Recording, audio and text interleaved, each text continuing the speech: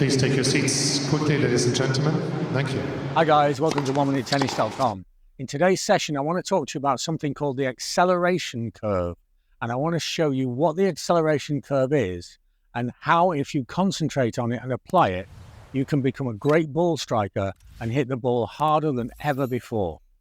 Now, tennis and golf and many other sports that are similar, they're kind of strange because you can have 100 players where all the strokes look the same, but one of them just hits the ball harder than others. They hit the golf ball further, they hit the tennis ball faster. And it's very hard to see why this is. But very often the answer is the acceleration curve. So what is the acceleration curve? When we make the stroke, at the beginning of the stroke, we accelerate through to the ball. And then after contact, we decelerate. So we have an acceleration phase and a deceleration phase.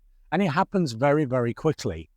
If we look at it as a graph, it's very simple. Acceleration through to deceleration. But the question is, where do you hit the ball on your curve?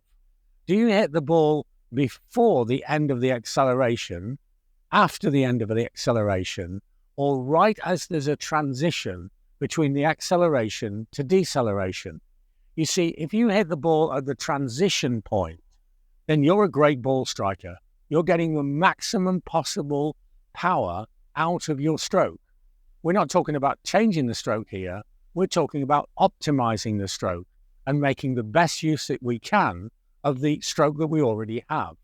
So to use this information, we have to find the acceleration point. Let's call the point where the racket meets maximum acceleration and then begins to decelerate as the acceleration point. So how do you find that acceleration point? And the key is to listen.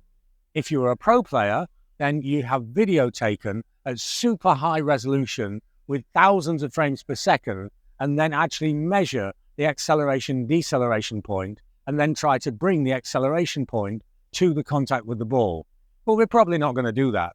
But we can still do it with sound. You see, if I make the stroke here and listen, if you hit the ball, you will hear nothing, because the sound of the contact with the ball will mask the whoosh, the acceleration point of the stroke. But if you make the stroke and simply swing, you can hear the whoosh.